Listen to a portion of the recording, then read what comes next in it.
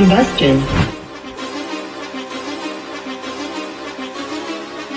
Whoa, whoa, whoa, whoa, whoa, whoa, whoa, whoa. Just running the game with my team making plays. Talking 80, my G's, one and jewels in this place. Surrounded by dogs, keep the quarterback safe. I'm the one with the plans, they gon' do what I say. The game is not over, we don't celebrate in the end zone. We don't got no time in the wait. Ain't trying run down, we don't premeditate. We just go and get to it, we got them on skates. If the game going to overtime, kicking the overdrive, we gon' be first at the finish line. Play looking full, but I finish mine. Can I get second? We gon' line up like it's dinner time. We put in work till we get us a ring. Super Bowl season, we running the scene. Ain't tryna home of the realest that breathe. Keep your face down when you talk to the king.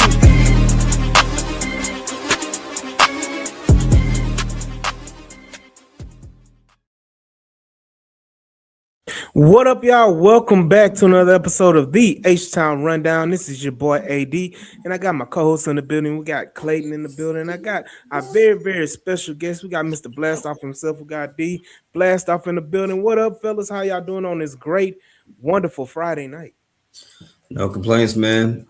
Happy belated Christmas to everybody who celebrates. Happy belated Christmas. There you go. And you gotta have a Merry New Year coming up as the Houston Texans. But before we get started, I want my boy Darryl D to go ahead and introduce himself, man. We've seen you making rounds on this Twitter, man, and on this social media and on this YouTube, TikTok as well, man. Getting these interviews in at the game, talking to Larry Staff and other people around, and getting all of these insights, live insights, man. Tell us about yourself, brother, and where we can find you and follow you.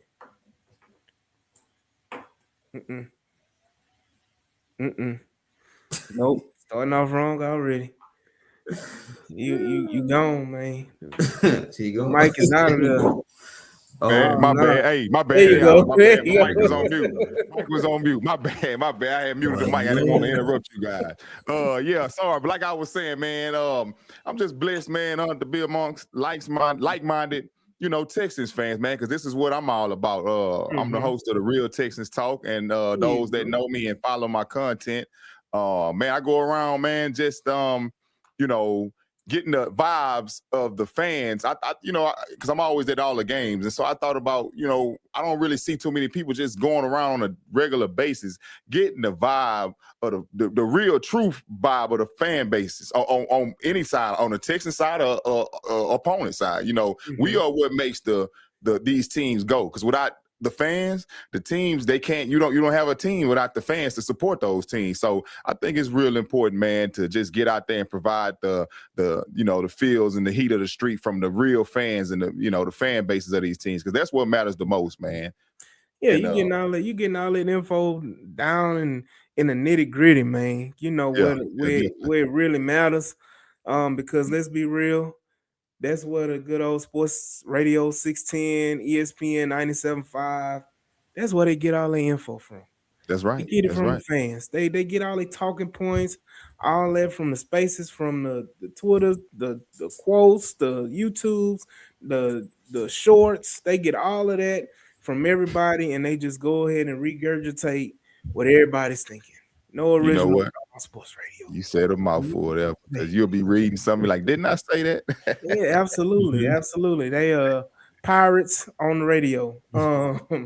So shout out Freeman, man. Freeman in the building, man. Freeman Brown, man. But definitely, we got a lot to talk about, man. The Houston Texans are making a playoff push. And right now, as the title of this episode says, is win and get in. But before we jump into that, we are gonna talk about it, because I had to get a little break, man. It was Christmas, everybody had to chill with the family and spend a little time and all that.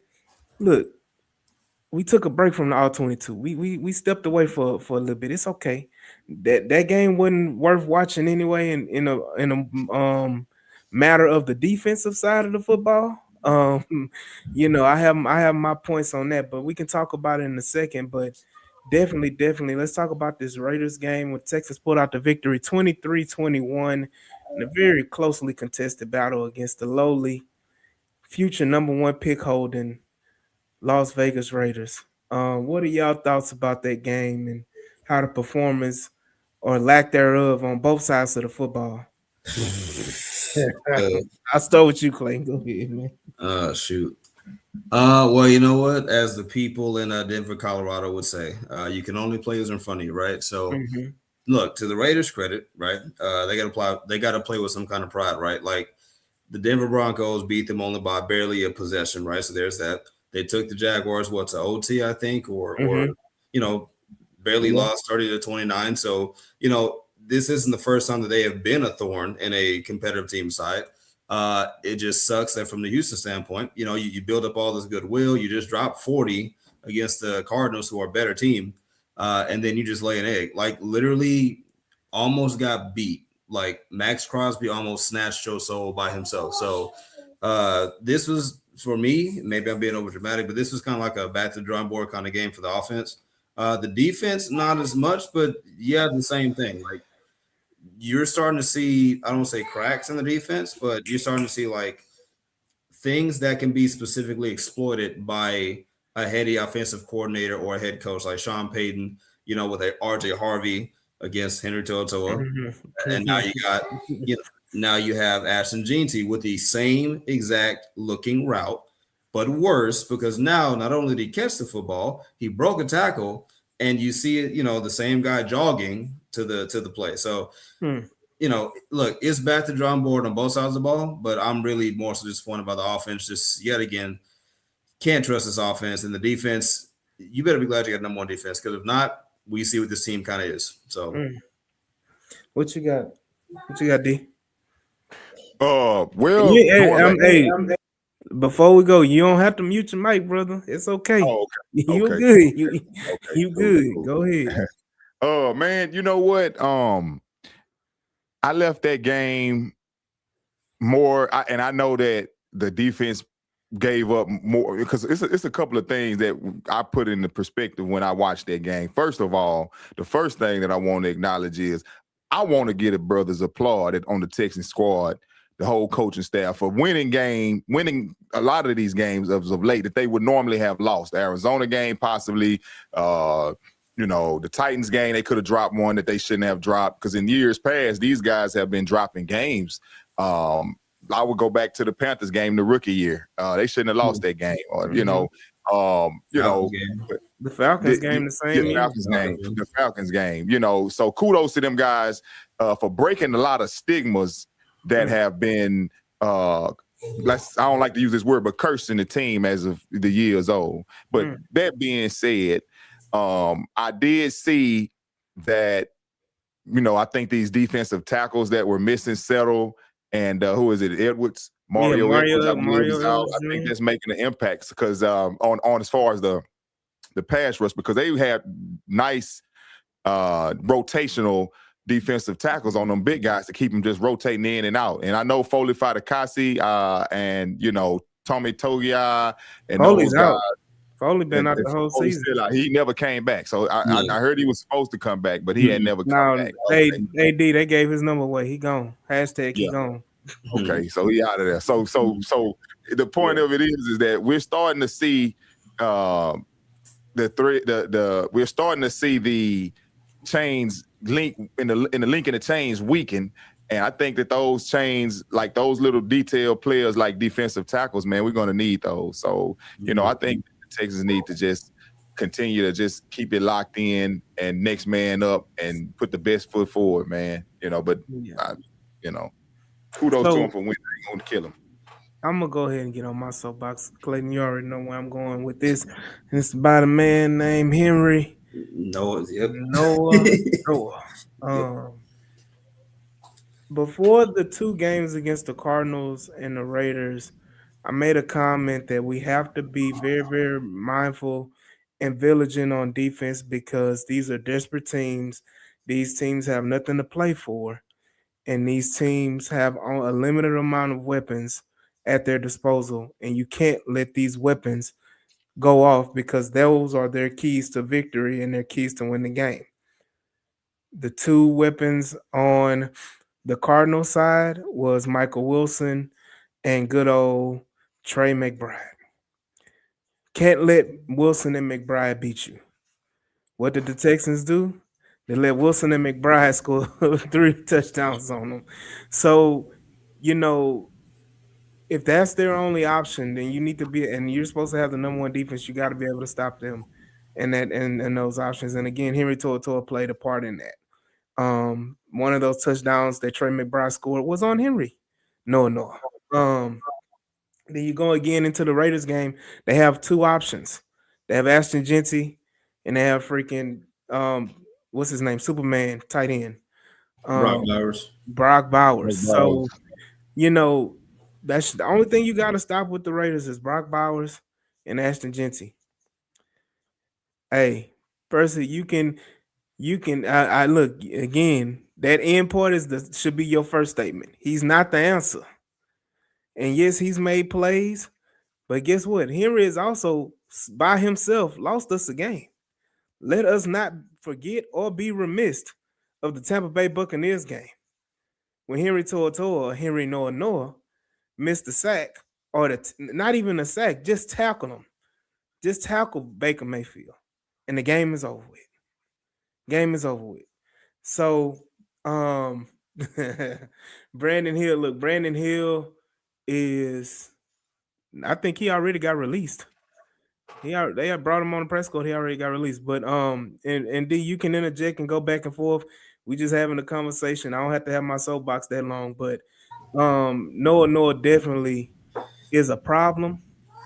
But this defense has shown their weaknesses, and it's something that you don't want to get exposed in the playoffs or going towards the playoffs.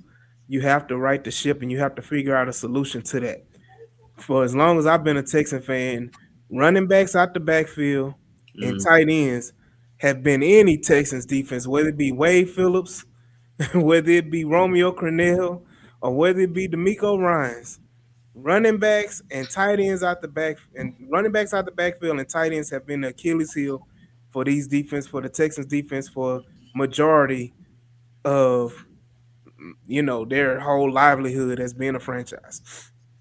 So if you know that is a problem and a cause, you need to right the ship and do better and figure out personnel wise. Nick Casario, D'Amico Ryans, you have to figure that out. Get you a linebacker alongside Azeez Al-Shaair. And that's one thing he was sorely missed in this game against the Raiders, and that's something that needs to be highlighted as well, which is why he made a Pro Bowl. He's been playing that well this year.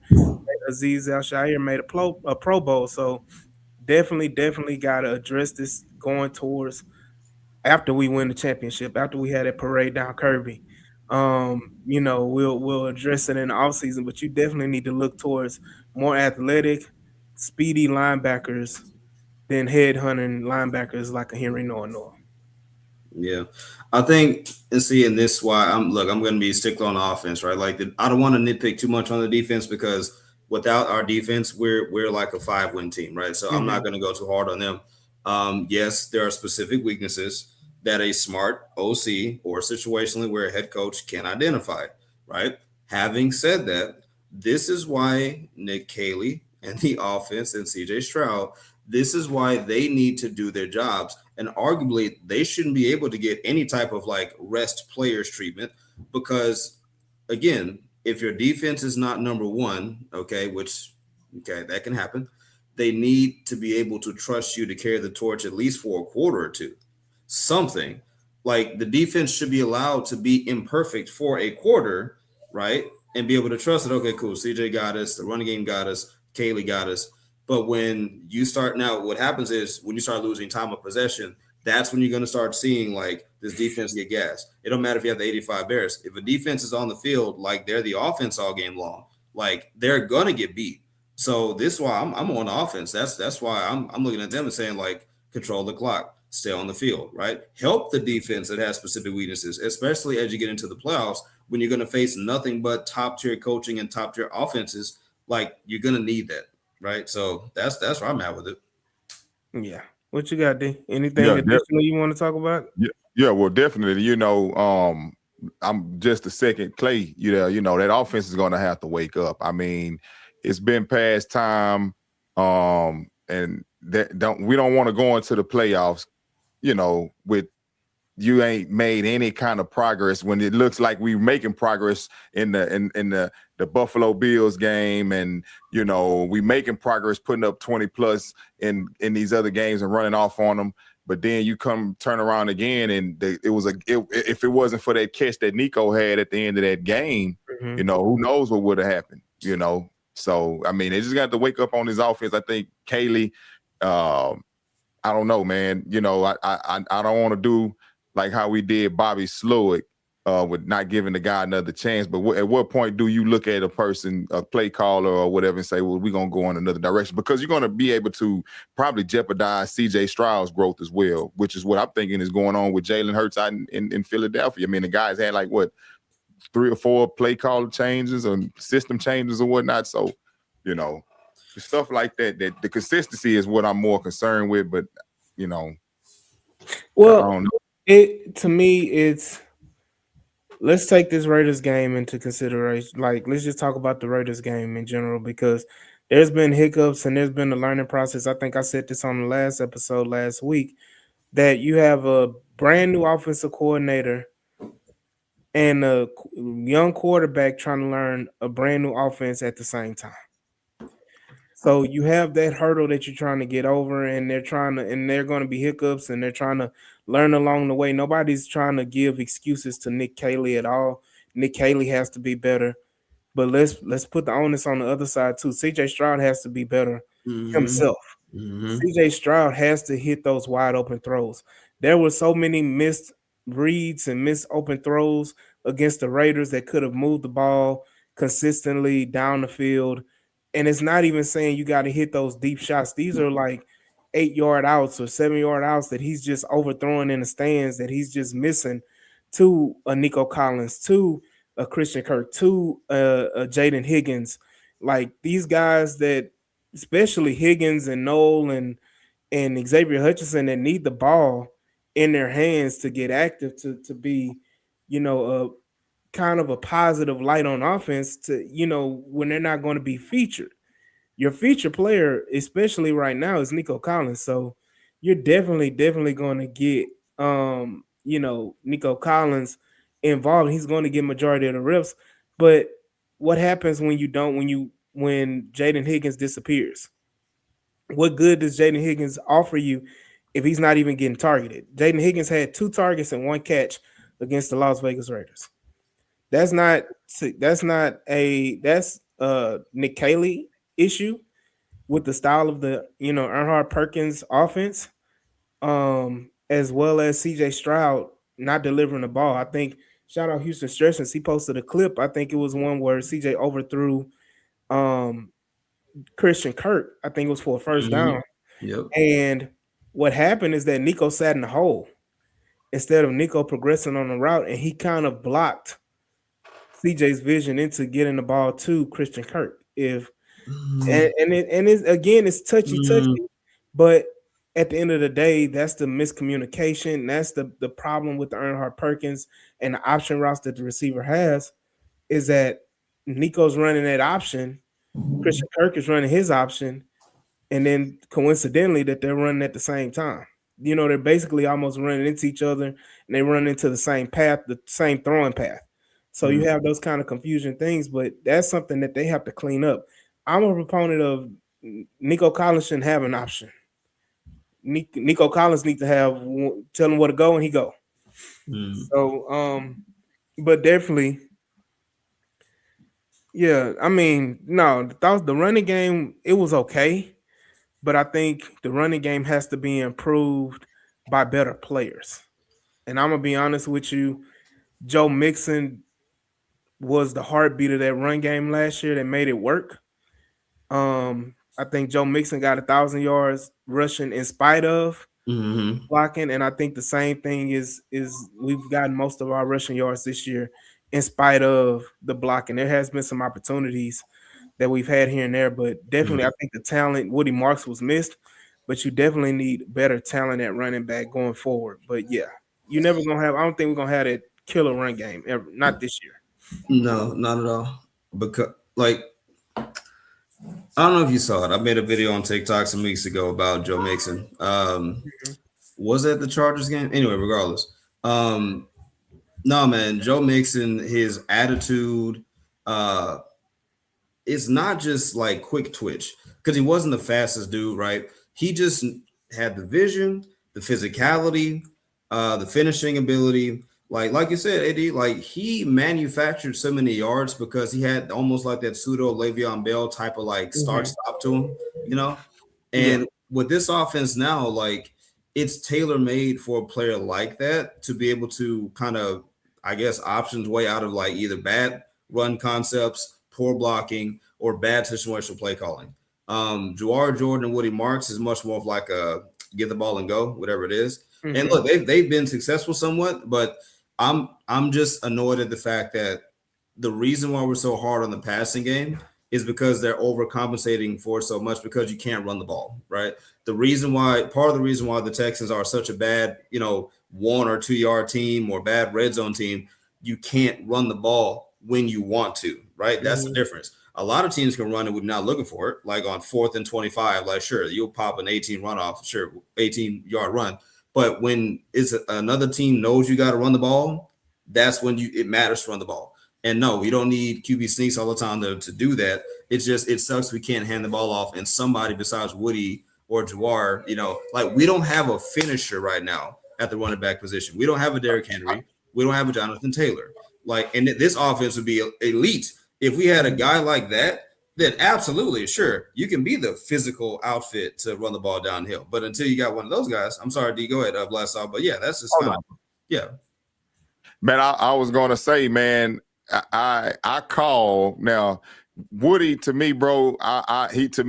And I might get knocked for this, but to me, Woody's a godsend as far as what he's been able to substitute in replace of Joe Mixon. We know he's not Joe Mixon, but then I call him. I call a guy the closer because think about these games where we needed to go ahead and just get the first down and get. How many games has he closed out in the first in the fourth quarter just by getting the first down? Tough running. The Colts game, the Bills game, the Chiefs game, the Bills game. Was it the Cardinals game as well?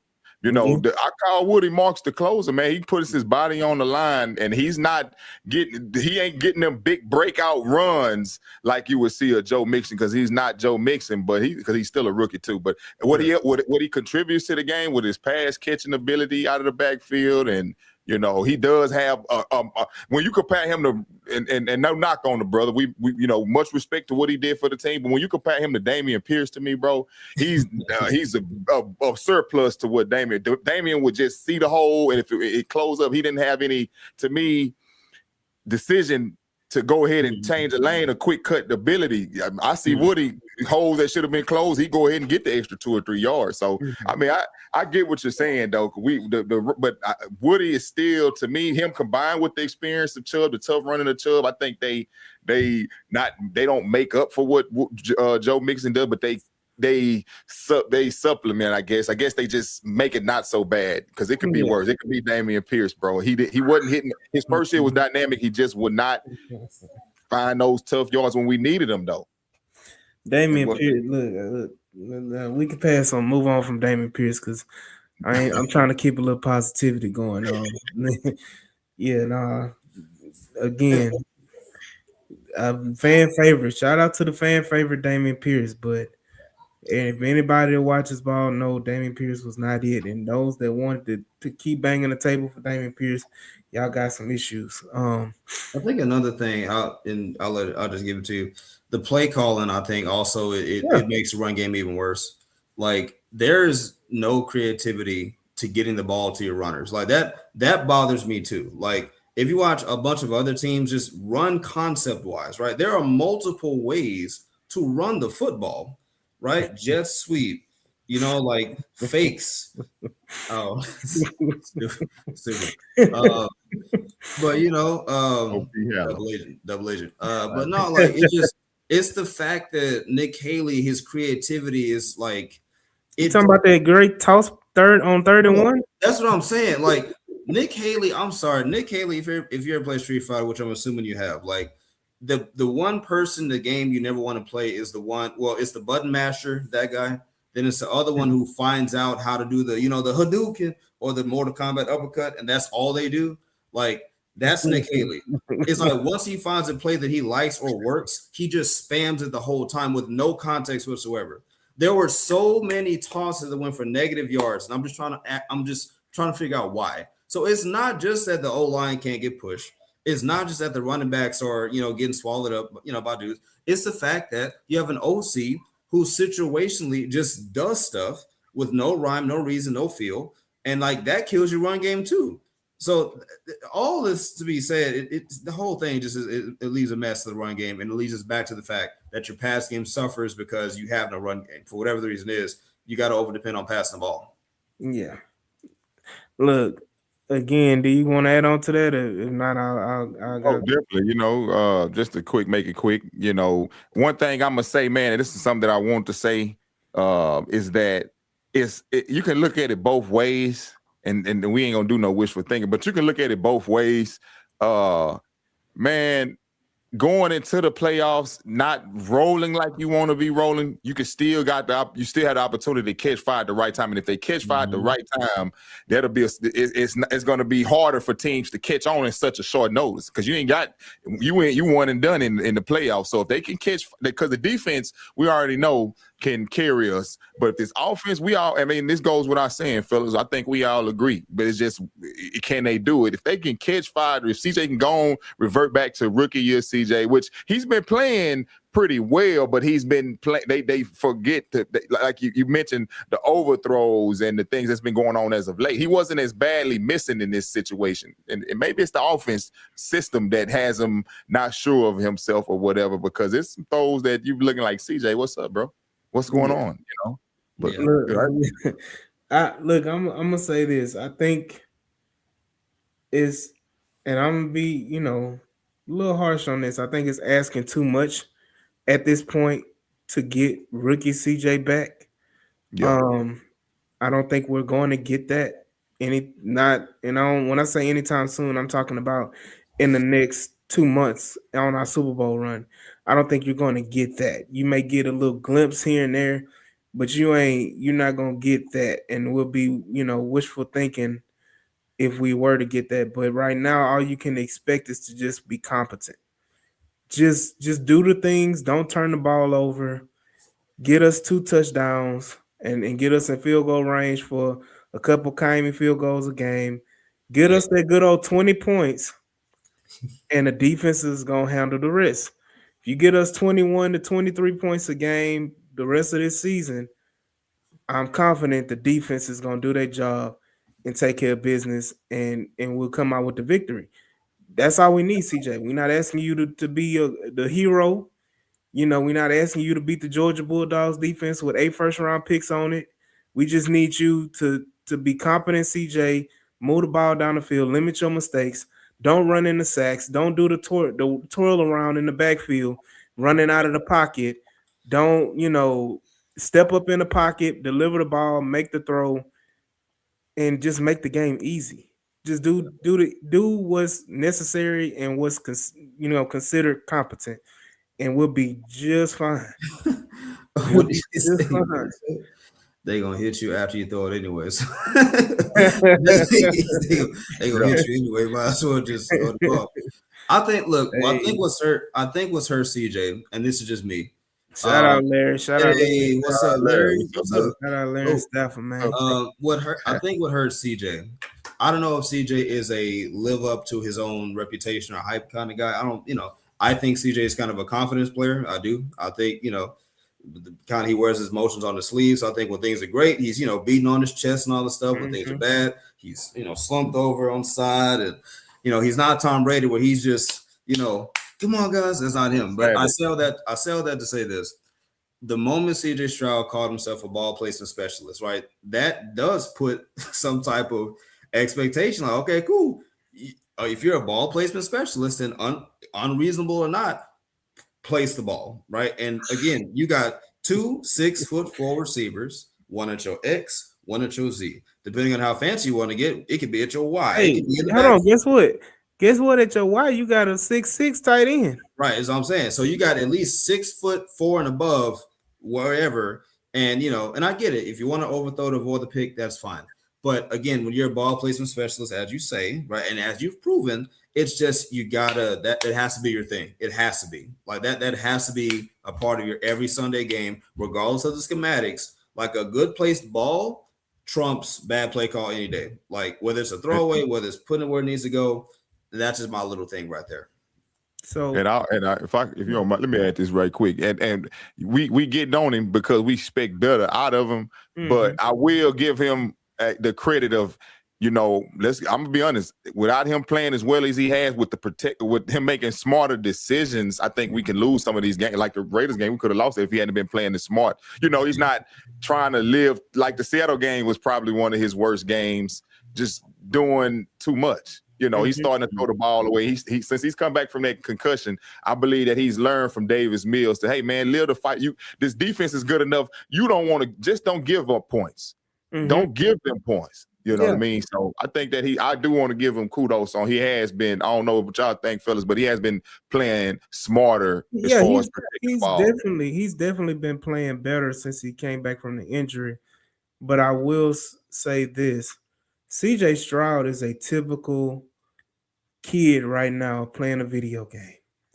If you ever been around children that play Madden or they play NBA 2K, when they hit that three or they hit that that touchdown pass down the sideline, they want to jump all in your face and yell and scream and this and that. And as soon as they throw 2 interceptions in a row or they get scored on, guess what they do? They throw that controller down, they pouting, they stomping, they pissed off, head down, all of that. CJ Stroud is the same way. CJ Stroud, I hate to say it, is a front runner. CJ Stroud loves to win and is fine when you win in the game. It hurts, but it's true. But when you losing, CJ Stroud shows that pout face emotion on the sideline. And I don't want to bring up last year, but I'll bring it up. The Tank Dell injury in Kansas City. Of course. It just killed CJ Stroud's kind of aura with the fan base, because now whenever they see him on the sideline and he has that pout face or he's upset or he's, showing lack of emotion, oh, CJ about to cry. Oh, CJ on the sideline look like he about to cry. So you gain, that's just what it is right now. And you have to, I think that comes with maturity. And you can be mature on the mics, you can be mature, to show people, but in the heat of battle, in the heat of the moment, whatever you are, realistically, it comes out. Whether you mature or immature, it's going to show. So right now, CJ Stroud just has to grow and learn from that. But you got to be even killed. I mean, can't give Davis Mills much credit at all. I'm not gonna do it. I know that D gave him some credit. Davis Mills taught CJ something, and CJ probably did learn something, but I'm not gonna give Davis that credit. I will say this: a positive from Davis Mills that CJ needs to adapt going into 2026 is the even killedness. Nothing gets you rattled. Nothing gets you excited. You shouldn't be excited because you should expect to do those type of things. Like on the mic'd up thing with the Raiders, when he had to pass to Nico Collins, he's all up in Devin White's ear. That's a dot. That's a dot. That's a dot. And come on, CJ. You can't sit up here and holler, that's a dot, when you was throwing in the stands in the first quarter, 10 rows up. Like, was that a dot? Was that a dot? So basically, you calling for him to be more humble. You just say humble, chill out. I don't even want to. I don't even. Not even humility. I don't want to say be humble. I just want him to keep your emotions in check. Yeah. Like, respect the game. Like, if you know you that type of player, that throw you made is like Clayton said, it should be expected because you a placement specialist, right? So it should be expected that you make that throw to Nico Collins down the sideline in that moment. you know, and I must make this point because we need to go ahead with the positives, and we can move on. But Larry said this ain't that complicated. Replace Kirk with Noel or no. Go Nico Higgins, Noel, Schultz, and Marks in the backfield and get away from keeping that wide receiver close to the O line. Spread definitely out with crossing routes. So I'm gonna say this. I'm cool with that, Larry. I need y'all to get off that no soapbox. You don't like no, man. Come on, man. I need like y'all. Look, I need y'all to understand that Jalen Noel is not that he's not talented. I need to preface this because when I say it, people get in their feelings about it. It's not that Noel is not talented. It's not that Noel can't be a great player. It just ain't his time. And y'all should be okay with that. It just ain't his time. You can't sit up here and tell me that you watch Noel on punt return and kick return every week and feel like he got something to give you in the wide receiver game. If Noel ain't running straight ahead, what is Noel giving you? What is Noel giving you? You know he broke the rookie record on the team, huh? On punts, on punt return. Yeah, because you got the number one defense that makes teams punt. So of course, I think you're going to get the most yards because you're going to get the most punt returns. So, and I'm not saying it's Christian Kirk time, Larry. Yeah. I'm just saying that it's not Noel's time. Xavier Hutchinson should be getting those reps. Anybody move Higgins into the slot. You don't have to have a slot type player to have that operation to go. Like those players are more than capable of doing that. Kirk is out there because Kirk again is a veteran that understands the EP offense, that understands option routes, understands it. Sure, I mean Jalen Noel ain't Jalen Noel. Yeah, again, I'm gonna say this, and it's gonna piss people off because I'm good at pissing people off. Jalen Noel ain't got it right here yet, and that's okay. He ain't got it here to know I can run an option over here over there. Percy didn't know that. Yeah, like look, and ain't nobody sitting up here saying Jalen Noel is stupid. Ain't nobody saying he's dumb, but he just ain't got that experience yet. And again, I don't really care about Christian Kirk. Christian Kirk is y'all are sitting up here hollering about Christian Kirk, and Christian Kirk is on the field for maybe at maximum 5 plays where you actually see him on the field. So we're not you talking about out of 65 to 70 plays, you see Kirk 5. Like Jalen Noel in that game would be better, yes, if he knew what he was doing. There's a reason why Jalen Noel ain't in the game, and I need y'all to understand that. It ain't that easy. Because obviously, if it was that easy, you would see more targets to Higgins. You would see more targets to Hutchinson. You would not just see Nico Collins and Dalton Schultz every game. It's not that easy. I just need y'all to realize that. But I'm gonna get off my soapbox because the Jalen Noel train, y'all gotta end it, man. First of all, it's week 17. Jalen Noel has what 20 catches on the whole season, if that. Somebody fact check me. That brother gonna surprise you, man. He gonna make That's what it. Hold on. Everybody love the Hail Mary. Everybody love the Hail Mary. Everybody love the half court shot. Everybody loves that when it go in, but when it miss, what we do? What the hell? Why the hell? Why he out there? Because I guarantee you, if Jalen Noel go out there and catch a pass and he fumble the ball in crunch time and we lose a game or a playoff game, God forbid, y'all gonna be ready to burn. Because I don't want to hear that's just rookie struggles. I'm gonna let him make it. You're gonna be pissed the hell off if Jalen Noel catch that ball and fumble it. Christian Kirk, fine. I need you that same energy for Christian Kirk. Give it to Jalen Noel. Because if he makes the same mistakes Christian Kirk makes, I don't want to hear, he just a rookie. You got to give him a chance. We trying to win the Super Bowl. Well, yes. Come out there. Well, I think AD, I think the cynicism is not just tied to Jalen Noel. If you follow any of my writings, I've been one of the bigger like Noel guys, like banging the table, like Noel. Like I get it. If you want to put him to the side by himself in a vacuum, sure. But the cynicism from fans from certain parts of the media is not just Noel. It's not just Noel. It's the and I forgot who brought this up, but it was the question of what was Caley brought in to do? Was he brought in to maximize D'Amico's vision for an offense, right? Or whatever the language was, or was he brought in to maximize CJ? And at this point, it's not just a Noel thing. Like, I'm questioning, how are we running a maximized offense when every explosive player that we could possibly have does not get PT?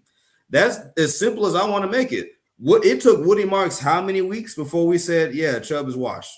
We saw that from, outside of that little burst of that little David Johnson looking run in week 2 versus Tampa Bay Buccaneers. Like, outside of that, what has Chubb done?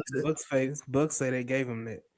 Okay. I don't think they get the same energy to the defense though. Not trying to Listen, but that's what I'm saying though. So that's what I'm saying. So this is why, and so I don't want to make this a Kaylee thing, but this is exactly why it's a Kaylee thing. It's a Kaylee thing. It is, but what I'm saying is, like, this is exactly why a head coach of the offense is what I'm looking for if they did go a different direction, because I think DeMeco, he gives a lot of latitude to the offensive side of the ball. I think less now because he has pulled back from the defensive side and he's trusted Mac Burt. And, now he's kind of overseeing all things, which is good. But I still think an OC with head coach experience would definitely help fill in a lot of those gaps to help DeMeco, right? Nothing against DeMeco, but to fill in some gaps administratively with DeMeco, to where DeMeco knows even more so I don't have to micromanage an actual OC who has head coach experience. And it's a guy who's more situationally aware and sure of his offensive structure than Nick Haley. I just can't fathom. And again, you two help me out here. Y'all are more experienced in the media space. For me, it's just the best players play. I get who's veterans. I get rookies. But when you fired a guy in Bobby Slowick, for whatever the reason was, when you fired Bobby Slowick, who had no reason playing a 5'0" Tank Dell and was putting up historic numbers with him, right? He had no problem playing these rookies and featuring these guys. You fire him and that ideology. You bring in a supposed better guy who just seems like every bit of Bill O'Brien-ish, where rookies cannot get any play, right? And all I'm saying is the best offensive coaches will find a way, even if it's a Noel who you question him over how much he grasps the playbook, fine. But the best offensive coaches find a way to at least get the tiniest bit of juice out of that fruit. I'm going to find it somewhere. I'm going to put you somewhere and get something out of you. I don't have to play you 50 to 80 snaps. That's but the I'm going to thing. get something from you. They found a place to put Jalen Noel. Yes, they did. It's not just Noel. It's not No, just but Noel. I'm just saying, and I'm just using Noel because that's the hot button topic that everybody want to die on is Jalen Noel tonight. And again, I'm gonna say this, Larry, because Larry made a comment. He said this league is about playmakers, and Nolan Hutch has big play potentials that's standing on the sideline. I'm gonna say this. That's fine and dandy. But when they don't know what the hell they doing, you gonna put them out there to run into something and mess something up or cause catastrophes? Do you want that? At the sake of saying, oh, they on the field? Because if they on the field and they still don't get the ball and they run into somebody, or they run the wrong route and they cause a fumble or a turnover for whatever reason, oh, they was out there because hopefully they make a big play. Then you're going to put it on Kaylee. When it really ain't Kaylee, it's them not knowing what the hell they doing. I think you already answered that question, though. But earlier, but the question I'm about to ask is, which I think you already answered the question that I'm about to ask. But whose problem is that then if Noel ain't ready? Is it Noel problem? Because you mentioned something earlier. Yeah. Or is you think it's Kaylee's problem? Because it's both. Because one, I think that the offense Kaylee has to dive away from that EP offense a little bit, and that's on Kaylee's. And again, I agree, Tay. It's all of the above. It's on Kaylee for not simplifying the offense to the players' abilities, and it's on Jalen Noel for not being able, and Hutchinson and whoever else that ain't seeing the field. It's on them for not properly understanding the offense to its full capabilities, because one is not stopping Nico. It's not stopping Country Bama Nico. It's not stopping pretty boy Christian Kirk. And understandably, yes, they're veterans in this league, and and to be honest with you, nobody wants to say it, but Nico Collins had a taste of the EP offense. Nobody wants to bring up who was Nico Collins' first OC. Yeah, but Who? I don't. Let's need everybody else. who was that? Was Was that? it Was Tim that? Kelly? No. Yeah, it was Tim Kelly. Tim Yeah. Kelly was Nico Collins' first OC. Mhm. You know, so Nico. If I'm not mistaken, it was Tim Kelly, right? It was Tim Kelly, or was it? 2021 in my Yeah. So he's had a taste of that offense, so he understands it, right? So again, you're asking rookies to understand 3-level concepts on routes on hundreds of different plays. Like, and when you're giving them a choice and they consistently make the wrong choice, can you put them out there? That is the whole point, and that's from the Kaylee perspective. And I'm coming back to the Kaylee's fault of it all, is that Kaylee has to do better and simplify things and not give them an option. Not give them an option. That's what Say, I was hey, gonna say. yeah, That's that's on Kaylee, and that's what I'm saying. It's on both. Is as a player, if you want to see the field and you want to get on the field, then yes, you need to be able to learn the playbook front to backwards. You need to be able to get out there and do what needs to be done. If that Again, guy, oh no, I was gonna say that a guy with that skill set, you say keep him the options limited, which is what I agree with. But I understand that they should make. I feel like guys like these guys, 1,000-yard receivers coming out of college, you can draw up something that they're familiar with or something and feature them in games. Feature them in game. Have a game like the Raiders where you could have featured a Noah, like surprise, hit them with surprise. Maybe they got this for the playoffs because have feature games for your players. Get them some. Guess what? Instead of having a Wale cat, why don't you have a Noel cat? A sweet Why don't you reverse. have a reverse? Yeah. For Noel? Just little things that don't call for an option. Yeah, Those type of things just to get them on the field and get them touches and the ball in their hands. And again, Larry, you're saying Kaylee's offense is definitely more complicated than Gary Kubiak. The Shanahan offense, I know, right? Larry, I can send Larry the link now if you want to. Just Come let on me know. in, Larry. Come on in. He goes. I'm just telling you this right now, Larry. The Shanahan offense is very much so simpler than the EP offense. Very much so, especially for receivers. It's not even a question.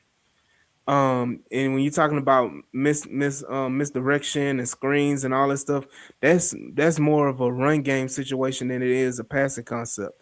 So when I'm talking about these route concepts and the options and receivers have to decide where to go, and you putting the onus on them to make the correct decision instead of telling them where to go.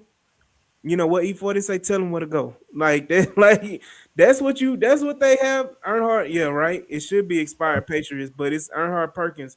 But definitely, like you're making the receivers have an option instead of just telling them where to go. Instead of saying run this in break, run this 8-yard in, run this 9, run this 7-yard out. That's the route on this play. You're saying, well, you can run a 7, or you can run a curl, or you can run a go. Like you're giving them 3 or 4 different options on one single play, and they have to make the right one just so the ball can come to them. And AD, I think that's what irks me. And we can move on whenever you want to. We can move on. We gotta get positive. Look positive. Yeah, sure. Well, I'm saying positive on this. Yeah. The game-ending play against the Raiders, like so many, throw it down there to Nico. 12 down there somewhere. When that is always your best play. Yeah, that's my whole thing. When your best plays are frequently the ones that are off script that have nothing to do with you primarily called, and it's CJ and Nico locking eyes and saying, "All right, well, here we go again. Hey, follow me to the right." Your number one player should be CJ fades to the right, and that's it. Whatever happens after that is money. That's your best play. CJ fades right, somebody down there, boom, first down, whatever. Have we thrown the fade outside of the Buccaneers game? Have we thrown the fade in the red zone? But see, this is what I'm saying though. And hold on, let's not forget the type of fade it was. It was. All I'm saying is we having all this. Y'all want to talk about that real quick, but we can move on. No. I'm just saying it's just, but again though, the stuff that finishes and closes games are the most simplest things. Throw it to your best players. Give it to your best guys. That's it. Yeah. I mean, all this just, But you know what? Since I want to bring the positivity in the room. You know, we talking about the issues and the problems that we are pointing out and we're highlighting because we expect more. Because this team is 10-5 right now. Um, in spite of we itself. feel, and we, in spite of this, and we feel like this team should be at the very least 14-1 or 13-2 at the worst. Right now, with a few losses that came on last seconds, yeah, I agree, Septimo. That TD to show Sunday was one of the best red zone plays he had all year. Against the Raiders, that was a great play call. And I will say this again, y'all don't beat me down about it, but the Wale cat reverse would have worked. It was so bad it would have worked. The one that he was reversing the ball over, doing the reverse to Xavier Hutchinson, it would have worked if Dario Wale would have just handed the ball off to Xavier Hutchinson, who all he had to be was a defensive tackle That's what, 5 yards away. that's what I'm saying. Sweet. Addison take it to the house. That's Yeah, yep. That's it. you actually making my point because that's more of a Kubiak style offense than it is an Earnhardt Perkins. So Sean McVay, hey, I understand that, but hey, let's get real with it, Larry. But again, the positivity of it all is, fellas, we're on a 7-game win streak. That's right. That's the biggest. This is a Seven. different team than we've ever had before, Not brother. not one, Lord, not two, not three, not four, not five, not six, but seven. Seven of them. CJ Stroud amount of wins in a row. And right now we have the possibility to either be the 3 seed or be the 5 seed, if everything works out correctly. So all we got to do is keep winning. yeah. And right Yeah. now we got to turn our attention to tomorrow, Yeah. and we need to go ahead and look at what we can do and what's needed to be done to beat a Chargers team, which I feel is going to be a very gritty battle Hmm. because the Chargers don't play lackluster defense like other teams we Yeah. played. They're going to bring the heat defensively. And Justin Herbert is not a joke. Justin Herbert has revenge on his mind. You know, Hey man, respect to Herbert. He's been one of the toughest dudes I've ever seen. This man got surgery December 1st.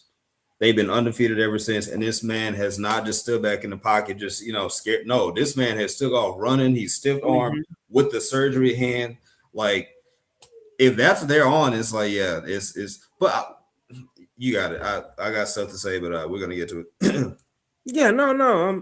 Look, that's the part that we're talking about. We're talking about the keys to victory and what we need to do. The Houston Texans need to do. I agree, Larry. Shout out, man. Yeah, I agree with you. Yeah, we're gonna make them go back to San Diego. With that dirt baseball field. Oh wow. They still playing on that, huh?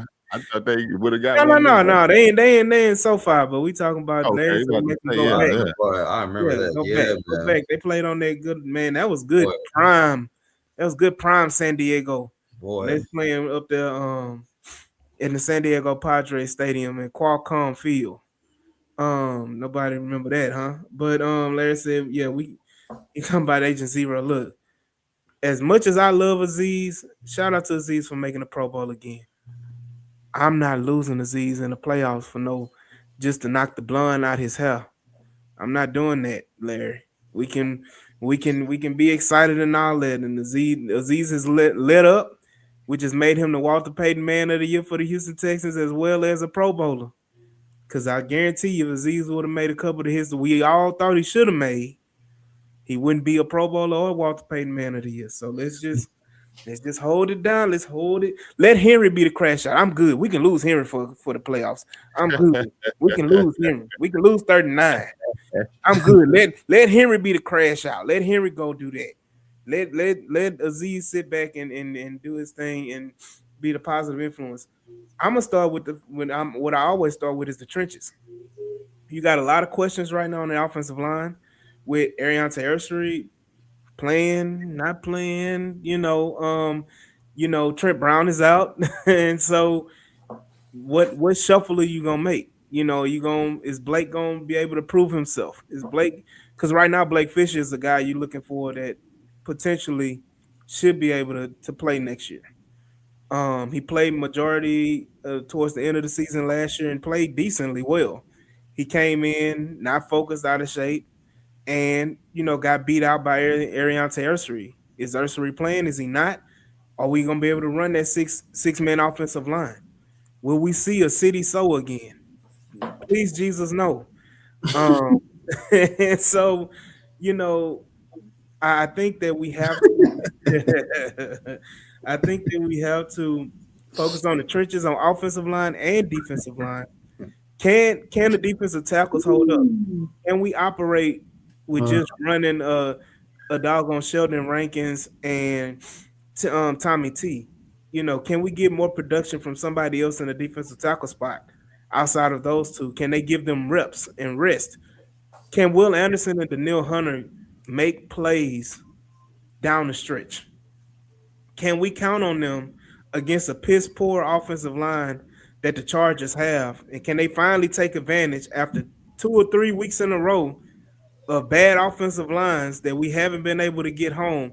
Can you get home on Justin Herbert? Can you make a play? But the trenches for sure on offensive line and defensive line, those are the keys to victory for me, AD. Mm-hmm. Well, you stole mine because literally word for word, I was about to say, yeah, defensive line. um, like defensive line, basically you stole the whole thing. The Chiefs were down 3 starting no linemen. You didn't ravage Patrick Mahomes like I thought you would. Mhm. You played the Raiders, who many would say have probably a bottom 3 offensive line that Geno's gotten whooped behind all year. Mhm. You had way too much time. You got cooked the entire game.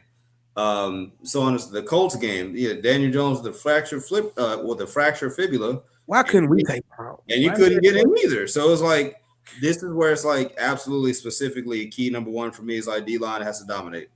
Simple, point blank, period. This defense, just like in San Francisco, just like in any defense, is predicated on being able to get home. The reason why zone blitzes work is you get home. And if you don't, that just allows the quarterback to sit back there and just pick you apart. One by spot by spot. Yeah, you got Stingley back there. Yeah, you got Lassiter. But again, they tell you on Madden, if any quarterback can sit back there long enough and find pockets, they will. So there's that. Second key for me, play calling, situational play calling. Can your play calling keep you on the field, right? Like if you're in short yardage situations, do your play sets look like you're trying to either pick up that first yard creatively or you're going with your strengths? Me personally, for example, I wanted this. If we're talking fade balls, like we were talking about earlier, can we get a fade ball on, let's say, second down, maybe third, even first down, right? Can we not wait until, take a shot? right? Can we not wait until the defense knows we got to try something to do that? So whatever Kate is going to decide to do it one down earlier, and I bet you it's going to work, right? So that's number 2. And then number 3, finish in the red zone.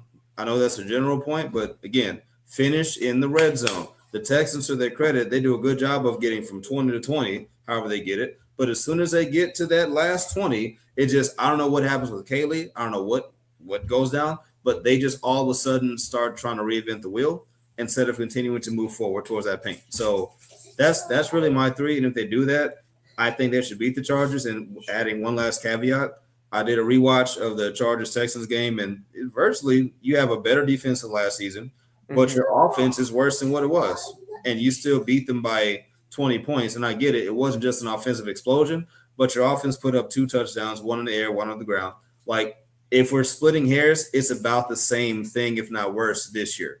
So it's like if you did that with a better offense and you still won by 20, can you win by 3-7? I think you can do that. And I think they clinched the playoff spot because they understand the moment. And this to me feels a lot like that Dolphins game last year where they came out and they dominated and they won and they clinched the playoff, berth, whatever. And that was it. It feels a lot like that to me. So, yeah, I mean, it's a win and get in, D. What you got?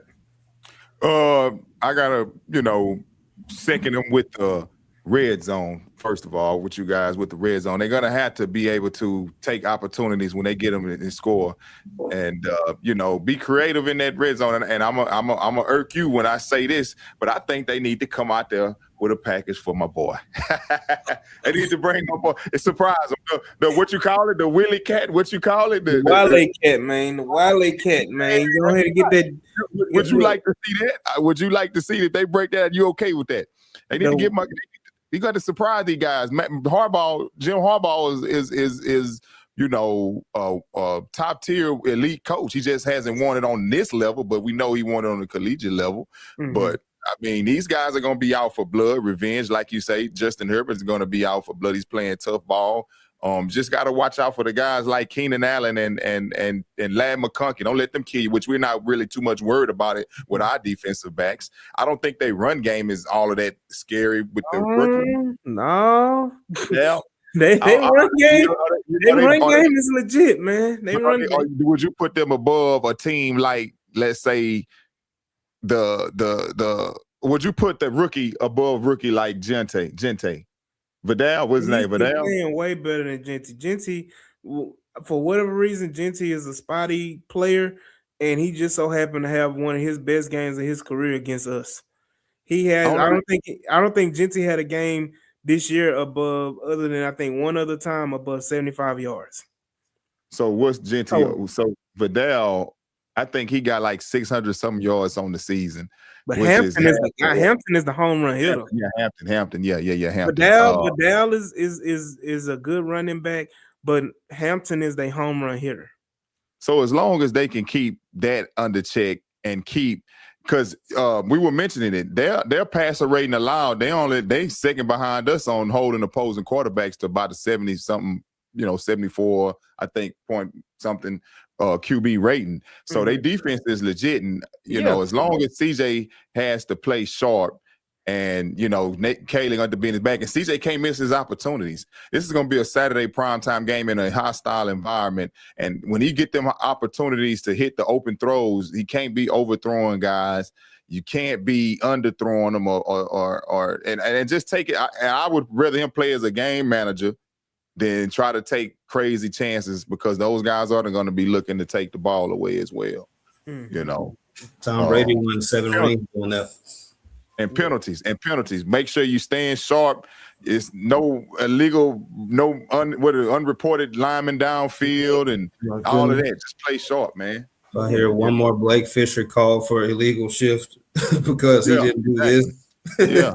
But it ain't even. Look, I ain't putting that on Blake. We're not gonna put that. I'm talking about. Man, I be in the stadium. I see this man come up. He run on the field doing this. Look.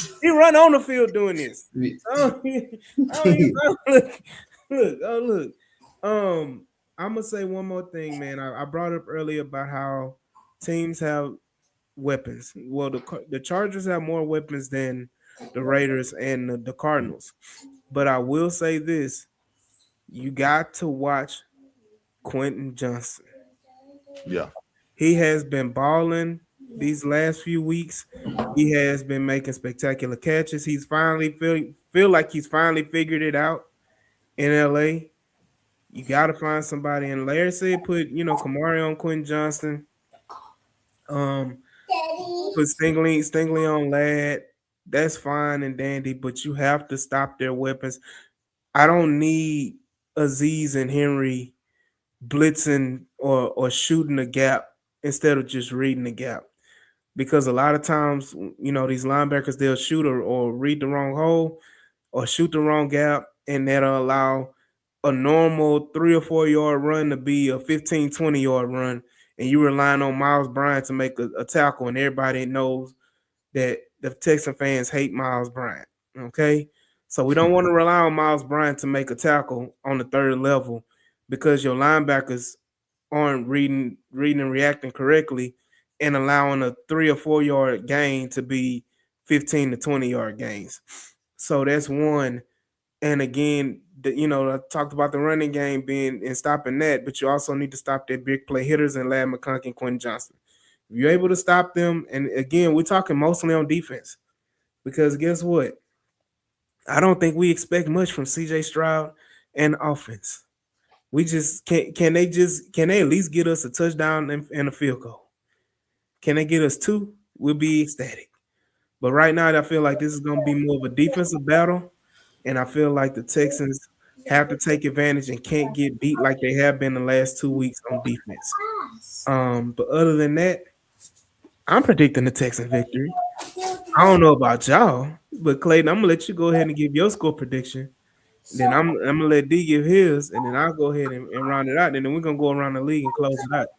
Cool. So I will continue the trend of the 20 plus point games. I don't like it, but I'm gonna just stick with it. Speaking of the defense giving up 20. Give me Texans 23, Chargers 20. I think the Chargers score 20 again. And I think the Texans maybe either walk off field goal or just, they play ball control late. Finally pick up that clutch first down, and that'll be it. 23-20. Mm-hmm. D, what you got? Oh man, I'm a diehard fan, so I can't pick against the house, and if it was a situation where you could, I would, but I'm going Texans, and it's just this is a game that they're going to have to be the sharpest that they've been in weeks to pull it out, because Jim Harbaugh, like I say, he's not a slouch. You thought Pete Carroll was something. They discredit that Pete Carroll head coaching over there Raiders, why the game was so close when they played. The Raiders had played other teams really close as well, 1-point games and whatnot. I think even with the Jacksonville, I think they lost by a point or something. But either way, I'm giving the Texans, man. I don't think they're gonna be able to win by just 10, though. Not with Herbert on the other side, and then you got, like you say, Keenan Allen and Quentin Johnston and Matt McConkey. I think that they can pull. I think we're gonna win at 20. I'm going 24-21. Texas. I'm going 24-21. Another 3-point win. Oh yeah. Look, we coming off the Christmas holiday. Oh yeah, of little faith. Oh yeah, little faith. As much as I've been talking, I'm still riding with the boys. I'm still feeling confident. I got the Texans winning 27-17. Go ahead and put that 10 spot on. Go ahead and do what they do, and we're gonna all figure it out tomorrow at 3:30. But speaking of that, before we move on around the league really quick, and we're gonna rapid fire this one. I know people is tired. It's Friday night. Somebody just got paid. And then we about to go ahead and go at it. But I think, if I'm not mistaken, all three of us, as the Birdman would say, all three of us will be at Carbark Brewery and excuse me, my southern speaking tone, but at Carbark Brewery, all three of us will be in attendance along with Houston Stressings, Ruben, Mr. 713 himself, as well as Harley. Y'all know him at the lead, and Wheelhouse Media will be there as well. Shout out to Attack on Texas podcast. But we will all be in attendance. You may even get a surprise visit from my other co-host, Jules. You may get a surprise visit. But y'all see this flyer right here. Y'all make sure that y'all are in attendance at 3:30, so we all can watch and have a good time at Carbark Brewery, 2032 Carbark Street, Houston, Texas 77092. If you want to go ahead and be a vendor, or if you want to go do anything, but make sure you go to HoustonStresses.com and register so you can go ahead and be in attendance with the guys. And it's going to be a good time. It's going to be a good time, and we're going to all cheer and celebrate as the Texans clinch that playoff spot. We just going to wait and see on Sunday where we going to land. Are we going to be 3? We're going to be 5? We're going to be 6? Where we going to be? We just know we ain't going to be 7. So y'all make sure y'all in attendance of that. And be sure to, have a good time. But as we go, let's go ahead and go to the Week 17 slate. Majority of the games already went down because they happened on Christmas Day. But we'll start right now with the Baltimore Ravens and Green Bay Packers. Yes, Green Bay. Green Bay. You got Green Bay as well? Well, hold on, because Jordan Love, he's out. So wait, Lamar, I gotta. They out of the playoffs. Are they out of the playoffs? They still got to edge. No, if they lose this one, they're out. Yeah, if they lose this one, they going. I think I'm gonna go with the Ravens then. I didn't know Jordan Love was out. Yeah, I got the Ravens winning the game. You got them? I got Malik Willis. Okay. Oh wow. Got Malik Okay. Willis. Yep. Malik Willis is Where the game at? It's in Green Bay. yes in Green Bay. Yeah, I see why. Yeah, okay. Got Malik Willis. Hey, Malik was. Hey, he was playing. He was balling last time. Hey, Lamar Jackson gonna turn it up. Next game we got we got Seattle at Carolina. Carolina's fighting for their playoff lives. What do you got? I got Seattle. Seattle at Carolina. I'm gonna go with Carolina, man. I'm I'm right with you. gonna go with Carolina, man. They for real this year. Look, I ain't gonna go that far, but I'm gonna say they played a lot better, and I think Seattle kind of has accepted their fate right now. 2 seed. And yeah, well, they got a chance to be the 1 seed, but they fighting for that 1 seed as well. I think Carolina pulls the upset because they're at home and I feel like they're fighting tooth and claw because Seattle's in the playoffs regardless. They're just battling for seeding, but Carolina, if they lose this game, is potential that they don't make the playoffs. Bless you, sweetie.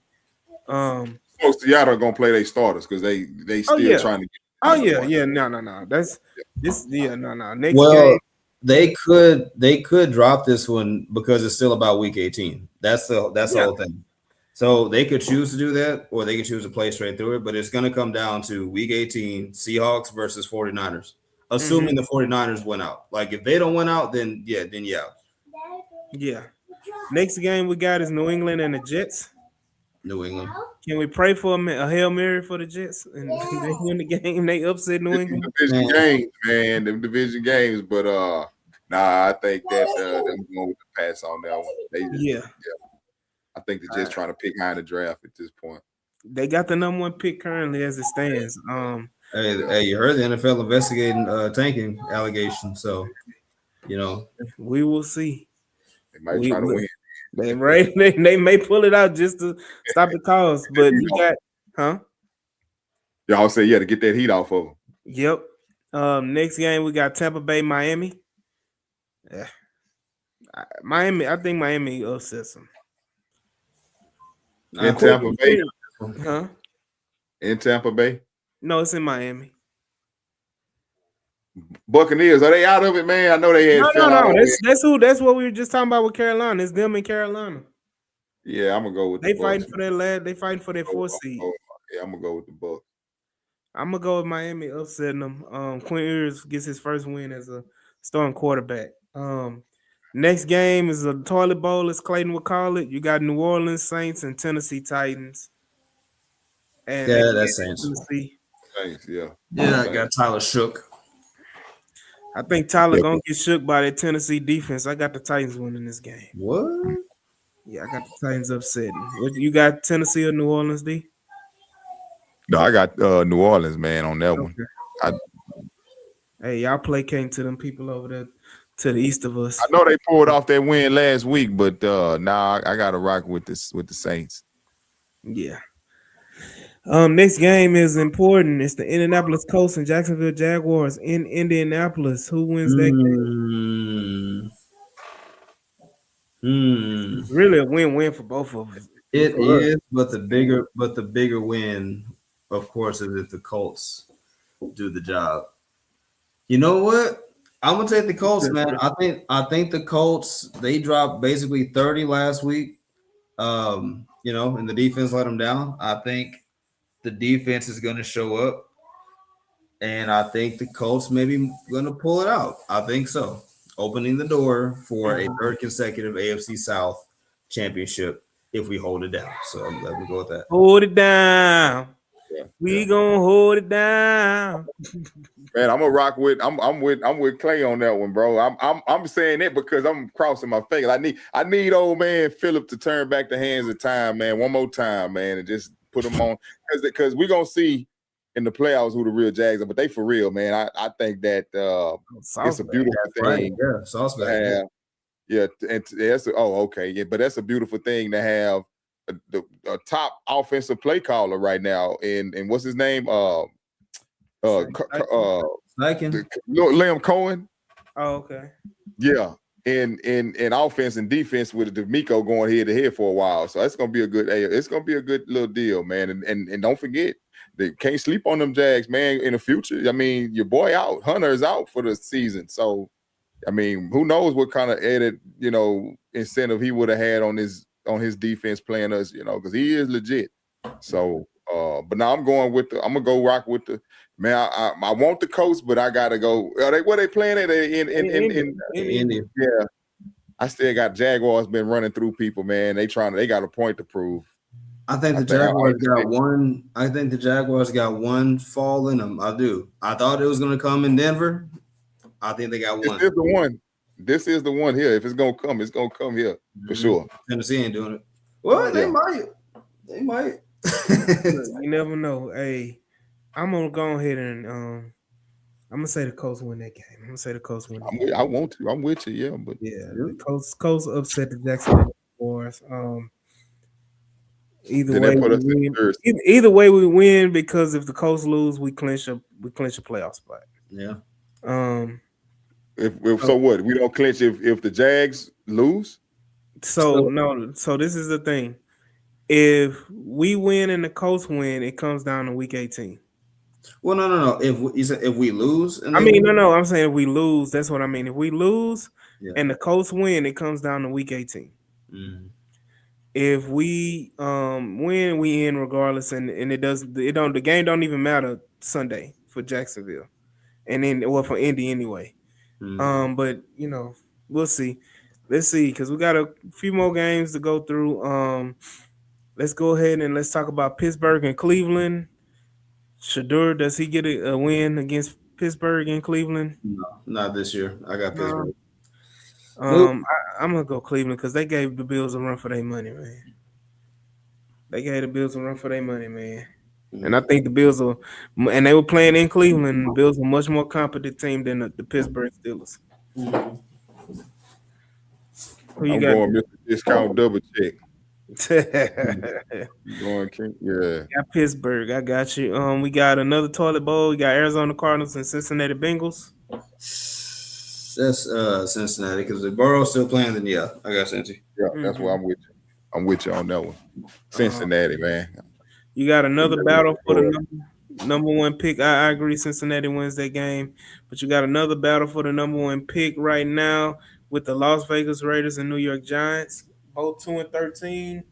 Vegas at home. Who wins that game?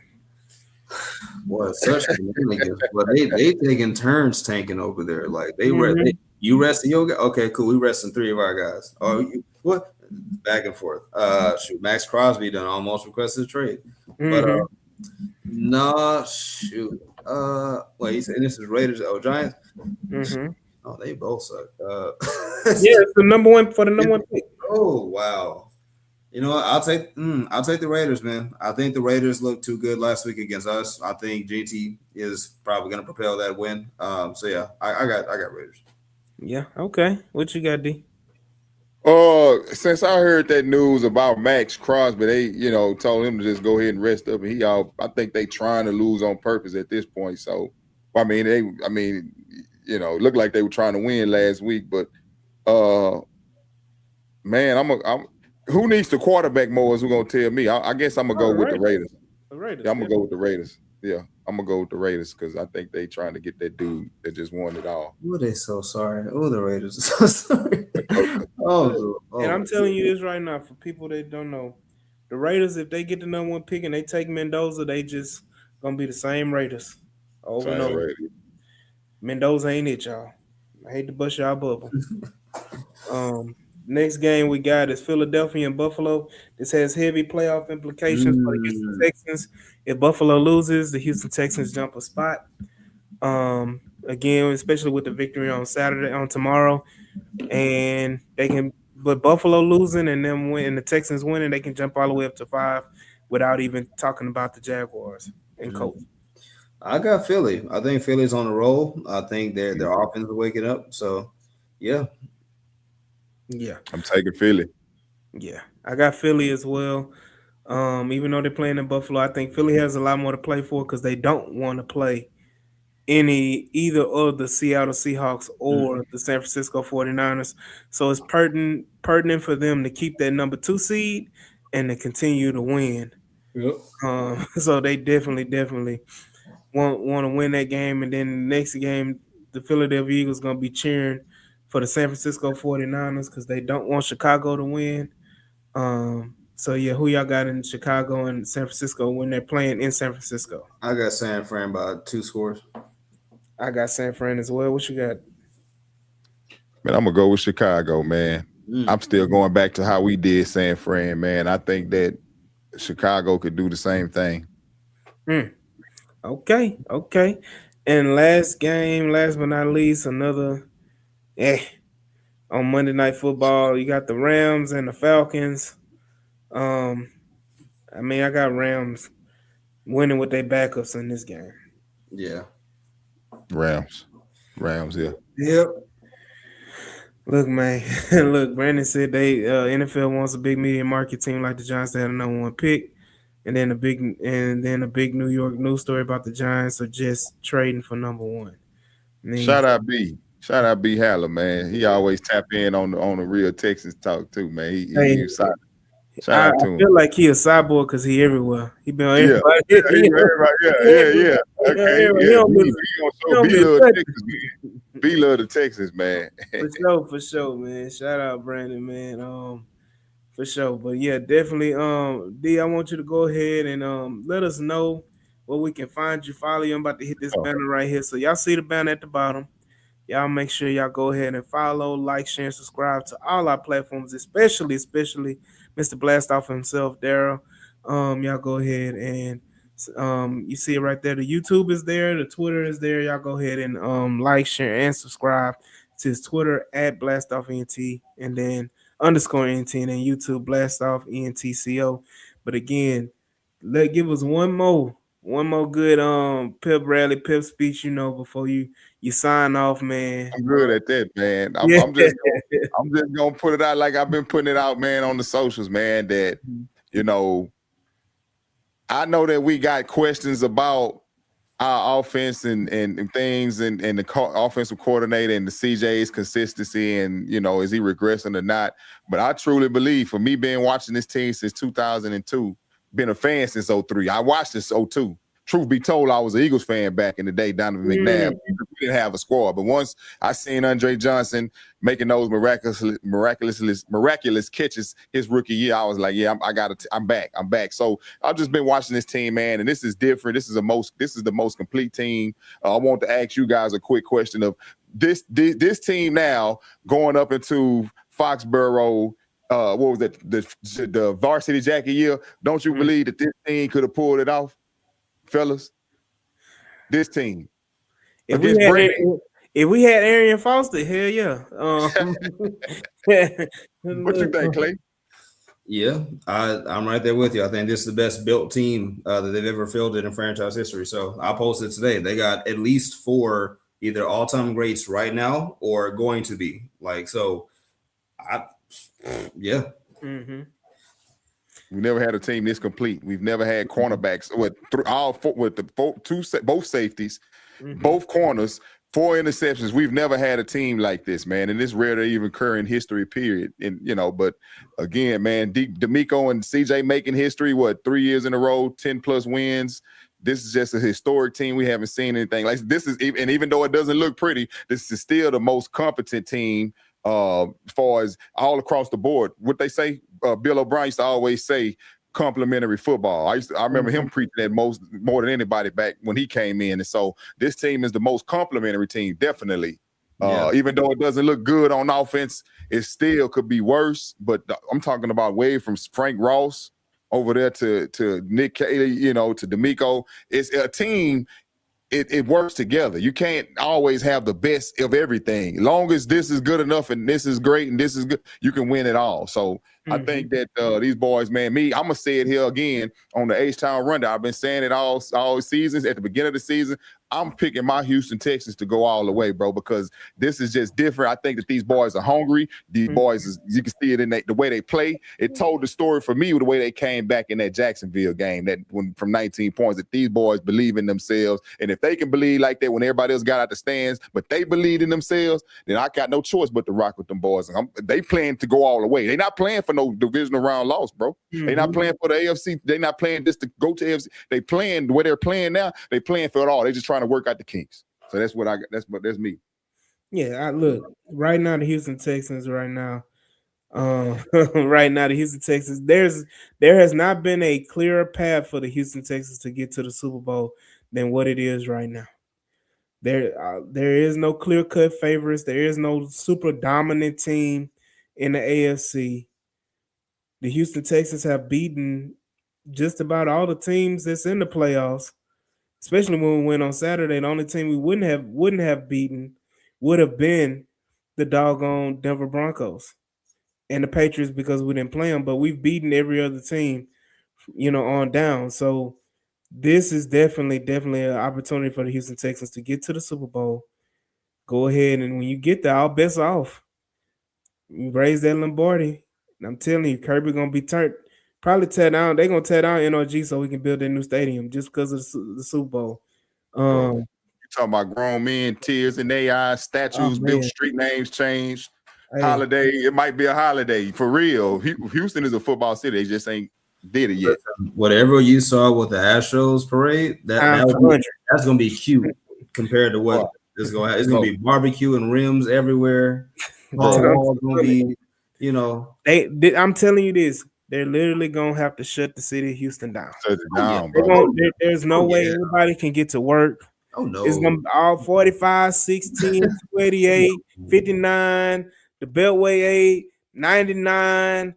All them gonna be shut down. All of them gonna be traffic galore because everybody gonna be trying to get down the curb and turn up.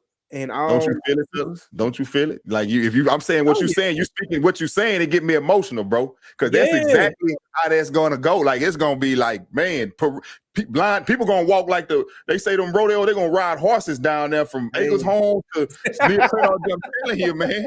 With signs, I'm telling you, that's what's gonna happen. People gonna walk. People gonna walk, man. I'm trying to get downtown for a parade. It's gonna be epic. It's gonna be a sight to see. And I'm gonna be honest with you, man. The city of Houston deserves it.